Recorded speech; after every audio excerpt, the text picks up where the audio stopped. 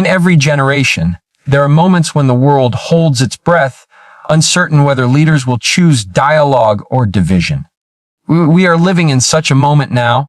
From distant borderlands to crowded city squares, choices made in closed rooms of power are already reshaping the daily lives of millions. The test before us is not only how nations compete, but whether humanity can summon the wisdom to prevent rivalry from overwhelming the fragile stability we all depend upon. The story of our time is one of competition between great powers whose ambitions are colliding in ways both visible and hidden. The contest is not confined to soldiers on borders or fleets patrolling distant seas. It is a rivalry that threads through the very fabric of our daily lives, shaping what we buy, how we communicate, and even how secure we feel in our own communities. This is not the rivalry of the 20th century, where two clear blocks faced each other across an iron curtain. It is more fluid, more complex, more entangled with the technologies and economies that define the 21st century. And because of that, it is also more dangerous. Nations once bound primarily by geography are now bound by networks of trade, energy, and information. Yet those same networks are being turned into battlegrounds for influence.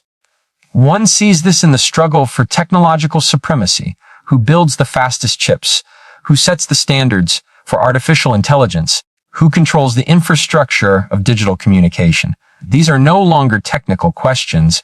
They are political choices with global consequences. Whoever leads in these areas holds not just economic power, but the ability to shape the rules of tomorrow. And when the rules themselves are contested, every transaction and every innovation becomes a potential flashpoint. The world's largest economies, meanwhile, are not only competing for markets, but for ideological space. Narratives about governance, sovereignty, and security are projected outward with as much intensity as missiles or sanctions. Each seeks to convince others that their path offers stability and strength. In the process, smaller nations are drawn into orbit, asked to choose sides, or at least signal allegiance. What once might have been local disputes now become tests of global resolve. But rivalry of this scale does not exist in isolation. It fuels mistrust in international institutions meant to mediate disputes. It slows cooperation on issues that know no borders, such as climate change, pandemics, or financial crisis. When major powers are locked in confrontation, every negotiation becomes collateral damage. Agreements take longer if they come at all. The spirit of collaboration shrinks. In its place grows a zero-sum mindset. If one side gains, the other must have lost.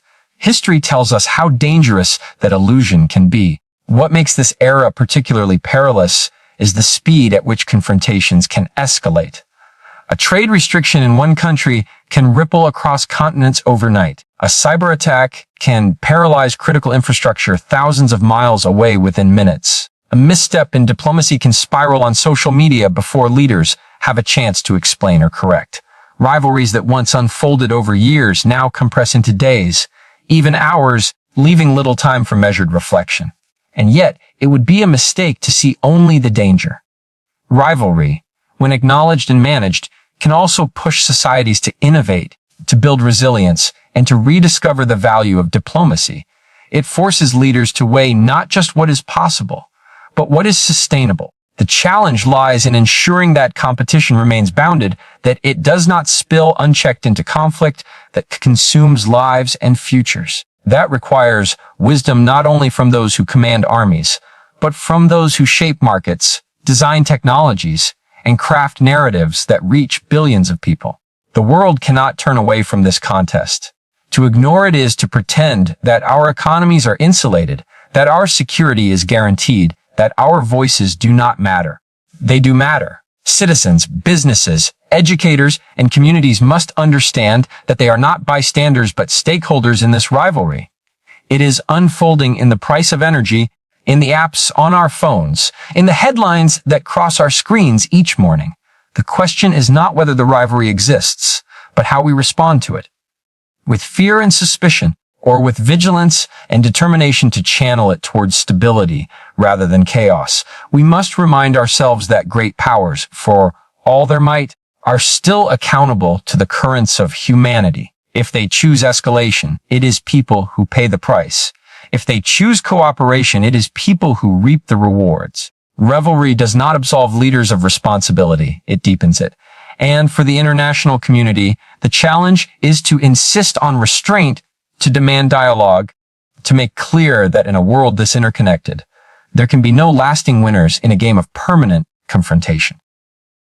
Across the globe, borders that were drawn generations ago are once again sites of unease, where history breathes heavily and the future feels uncertain. These fragile lines on maps are more than geographic boundaries. They are the scars of past conflicts, the symbols of sovereignty, and the triggers of present disputes. They separate families, divide cultures, and remind nations of promises unkept or grievances unresolved. And now, in 2025, they have become zones where mistrust deepens and the possibility of confrontation grows. What makes these contested regions especially perilous is that they are rarely about land alone. They are about identity, dignity, and the narratives that people carry in their hearts. Borders hold within them the weight of memory. Wars fought, treaties broken, migrations forced. For communities that live closest to them, each checkpoint or patrol is not just a practical matter of security, but a daily reminder of what has been lost or what is still claimed. These sentiments often linger far longer than the ink of any diplomatic agreement, passing from one generation to the next, until they form the foundation of national pride or grievance. Today, in multiple regions, unresolved disputes simmer just beneath the surface. A narrow waterway, a rugged mountain pass, a river valley, places invisible to most of the world, can become the focus of international tension. Military buildups and exercises in these areas are justified as defensive, but they are read by neighbors as threats. Patrol boats crossing disputed waters, aircraft shadowing one another in contested skies, or soldiers staring across barbed wire. These are the everyday rituals of mistrust that turn geography into flashpoints. A single miscalculation in such charged environments can turn a standoff into a tragedy. But fragile borders are not only about military positioning, they are about resources too. Rivers that cross frontiers determine who has access to water in an age of scarcity. Mountain ranges that hide minerals or energy deposits spark rival claims over extraction rights. Sea lanes that carry vital trade are policed and patrolled, sometimes in ways that choke the flow of commerce. In each case, the resource itself becomes inseparable from the border dispute, transforming local questions into international ones. For global audiences, these conflicts may feel distant, yet their consequences are immediate. A blockade in one corridor can send shockwaves through supply chains across continents. Tension in one borderland can unsettle energy markets or disrupt digital cables that lie beneath oceans. In a world where the economy is woven together like fabric, a tear in one corner weakens the entire cloth. That is why these disputes are not only the concerns of those who live nearest to them. They are tests of the stability upon which the whole world depends. And yet, amid this fragility, there is also resilience. Communities along contested borders often find ways to coexist despite the political tensions swirling above them. Farmers trade across fences. Fishermen share the same waters. Families divided by checkpoints maintain ties that defy politics. Their lives are reminders that people, unlike governments, often see borders as practical inconveniences rather than existential threats. This human resilience points to the possibility of peace, even where leaders see only rivalry. The challenge is that fragile borders can become convenient instruments for politics. Leaders under pressure at home often turn to external disputes to rally their citizens. A speech, symbolic visit, or the movement of troops can stoke national pride, but it can also harden mistrust. In such moments, the border ceases to be just a line. It becomes a stage where leaders play to domestic audiences, even at the risk of international escalation. The cost of such theater is often borne not by politicians, but by civilians who live in the shadows of checkpoints and conflict zones. The responsibility, then, falls not only on governments but on the international community to prevent fragile borders from becoming open wounds. It requires vigilance, dialogue, and mechanisms for de-escalation. Requires investment not only in military readiness, but in diplomacy robust enough to manage tensions before they spiral. And above all, requires recognition that in a world as interconnected as ours, borders are not just local disputes. They are global vulnerabilities. We cannot afford to treat these fragile lines as distant problems. They are reminders of how thin the veneer of peace can be, how quickly history can return to the present. The task before us is to ensure that borders remain symbols of stability rather than sparks for conflict, that they mark the edges of nations, but not the end of dialogue. Only then can we hope to transform them from flashpoints into bridges, from sources of division into foundations for cooperation. In today's world, the tools of influence are no longer limited to armies and treaties. Power is increasingly measured not only by the size of a nation's arsenal, but by its grip on supply chains, its control of vital resources, and its dominance over technologies that shape modern life. The contest for power is fought in ports, in markets, in laboratories, in boardrooms as much as in parliaments or on battlefields. Energy, food, rare minerals, and digital networks have become the currency of political leverage, wielded as quietly as a tariff or as dramatically as a blockade. The consequences of these maneuvers ripple far beyond the capitals where decisions are made, touching households across continents. Energy remains one of the most potent instruments of this kind. Nations that command oil, gas, or electricity infrastructure understand the weight they carry over those dependent on their supplies.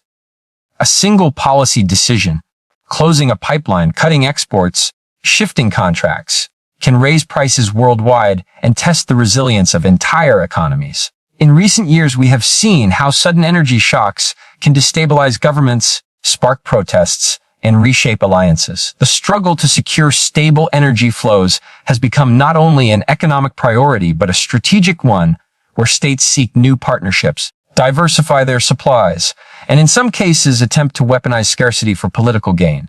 Food, too, has emerged as a lever of influence. Countries that control vast agricultural production or key shipping routes know that the distribution of grain and staple crops can mean stability for some and famine for others. The ability to halt exports, whether for reasons of security or profit, can create ripple effects that fuel unrest far from the original point of decision. Global food insecurity, once driven primarily by droughts or natural disasters, is now increasingly shaped by political calculations. For millions, the meal on the table is no longer determined by the weather, but by the maneuvers of distant governments.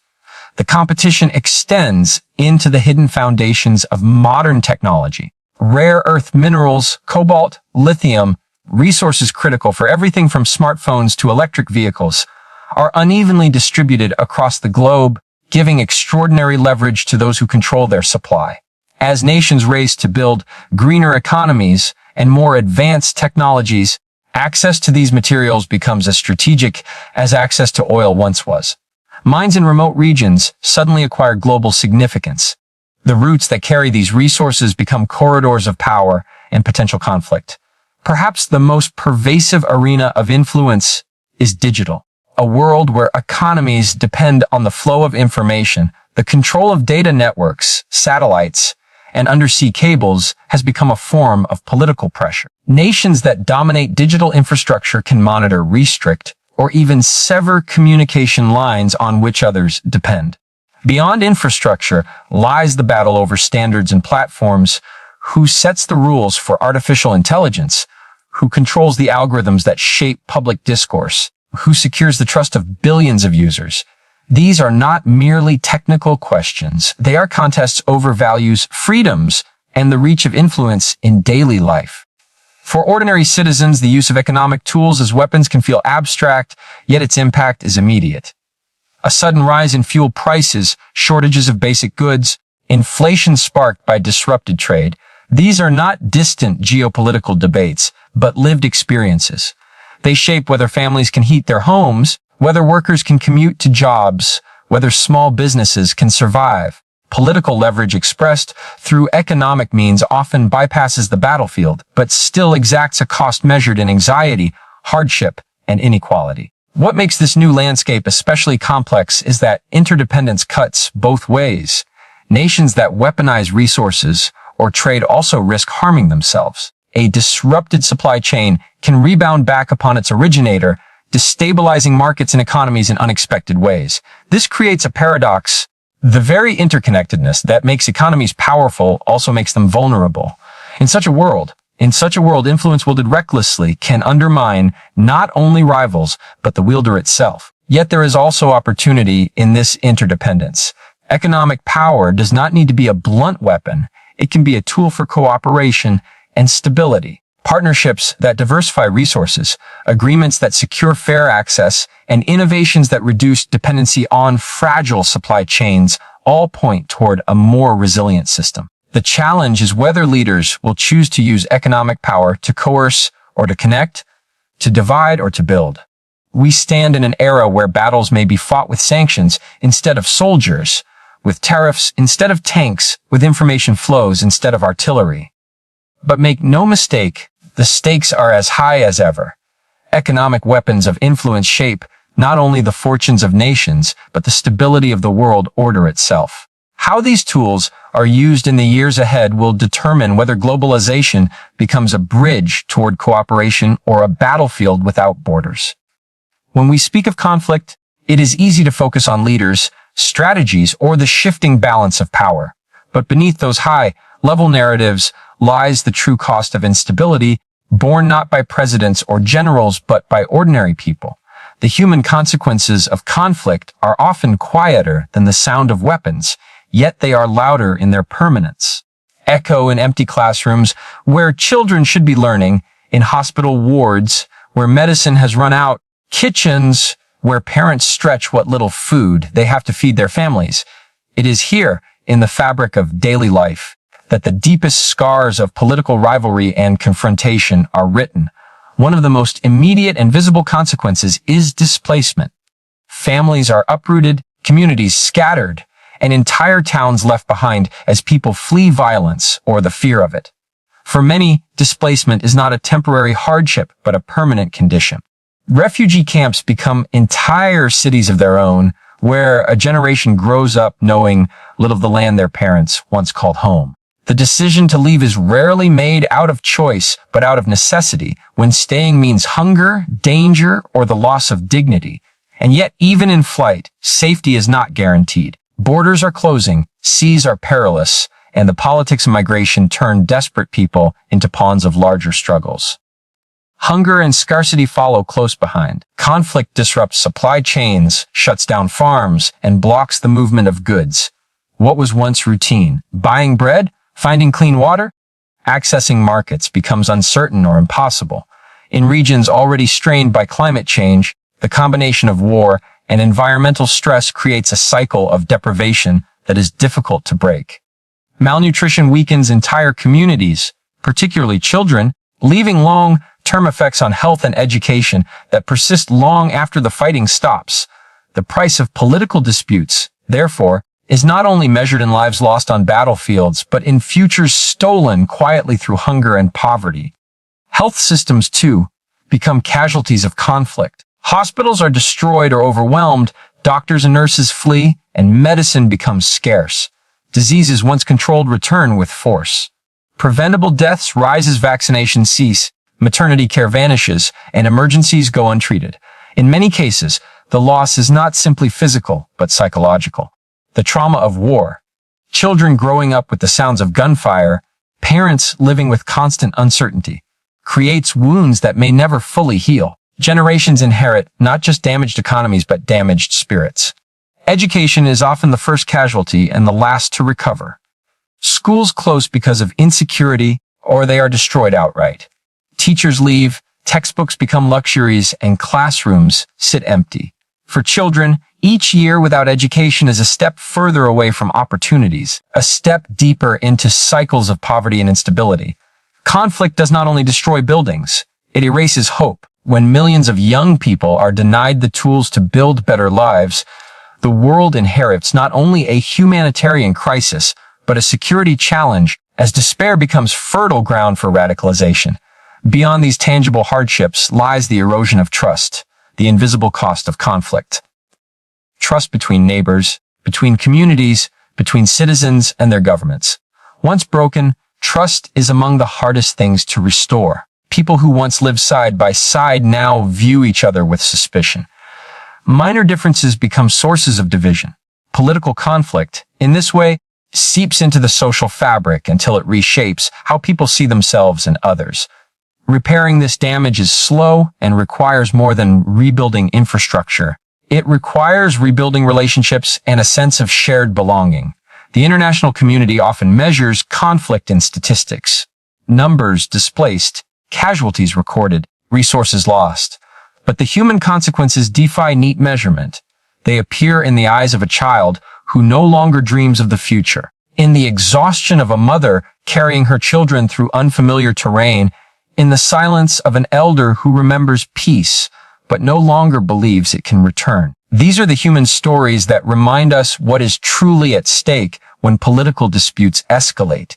If there is a lesson to be drawn, it is that conflict anywhere eventually touches humanity everywhere. In an interconnected world, refugee crises do not stop at borders, food shortages do not remain local, and the spread of disease cannot be confined. The human consequences of conflict are not distant tragedies to be pitied. They are shared challenges to be addressed. The measure of leadership today is not simply in avoiding war, but in protecting lives from the silent devastations that accompany it. Ultimately, the question is not only how nations will compete or confront each other, but how they will remember their responsibility to the people they serve. Political ambitions may shift, borders may change, alliances may realign, but the needs of humanity remain constant: safety, dignity, sustenance, opportunity. When these are ignored in the pursuit of power, the cost is borne not by the powerful, but by the powerless. And that, more than any battlefield victory, is the true tragedy of conflict. At a time when tensions are rising across continents, the greatest danger we face is not simply the conflicts themselves, but the temptation to believe that they can be managed in isolation. No nation, however powerful, can shield itself from the turbulence of an interconnected world. The urgency of collective action has never been greater, for the crises of our age do not recognize borders. The consequences of inaction do not discriminate between allies and rivals. The reality of this century is that humanity shares not only a planet but a fate. Collective action begins with an acknowledgement that the problems driving instability are larger than any one government or institution. Climate change alters rainfall patterns and sparks food insecurity that crosses boundaries. Cyber attacks launched in one country paralyze hospitals or infrastructure in another. Energy shortages in a single region raise prices worldwide. Even misinformation spreads with the speed of light, shaping perceptions in dozens of languages simultaneously. To imagine that any of these threats can be contained within national borders is to ignore the lessons of recent years when local disruptions have rippled into global emergencies. The urgency is magnified by the speed of escalation. Conflicts that once unfolded slowly now ignite and spread within hours. A border clash can unsettle global markets. A failed negotiation can fuel unrest on the streets of distant cities. A breakdown in dialogue between two powers can stall cooperation on everything from trade to climate. Such an environment, delay is not neutrality. Delay is a decision that carries consequences of its own. Collective action must therefore be proactive, not reactive, anticipating crises before they harden into catastrophe. Yet for all its necessity, collective action is not simple. Nations differ in their priorities, in their values, in their willingness to compromise. Some fear that collaboration means surrendering sovereignty. Others see cooperation as a burden rather than an opportunity. But history shows us that the cost of inaction is far greater than the cost of compromise. When pandemics sweep the globe, when seas rise and displace millions, when supply chains collapse, the price of delay is measured not in abstract numbers, but in lives disrupted, in futures foreclosed. The urgency is not theoretical. It is real. It is now. There are tools available if the will to use them can be found. International institutions, though imperfect, remain platforms for dialogue and mediation. Regional alliances can provide the stability that global agreements struggle to deliver. Civil society, businesses, and communities increasingly act across borders, forging connections that bypass political deadlock. Technology offers ways to share information, to predict risks, and to coordinate responses more quickly than ever before. What is lacking is not capacity, but commitment, a recognition that the strength of collective action lies in persistence, even when progress is slow and imperfect. The responsibility is not only with governments. Collective action requires the involvement of all actors. Citizens who demand accountability, companies that choose sustainability over short-term profit, educators who teach empathy across cultures, and media that amplifies truth rather than division. Each has a role in weaving the fabric of cooperation strong enough to withstand the pulls of rivalry. In this sense, collective action is not only a matter of diplomacy but of culture, of shaping a global mindset that understands cooperation not as weakness but as wisdom. The stakes could not be higher. Without collective action, disputes over resources will intensify, displaced populations will grow, and mistrust will deepen until it hardens into permanent division. With it, there is the possibility of transforming crises into opportunities for innovation and solidarity.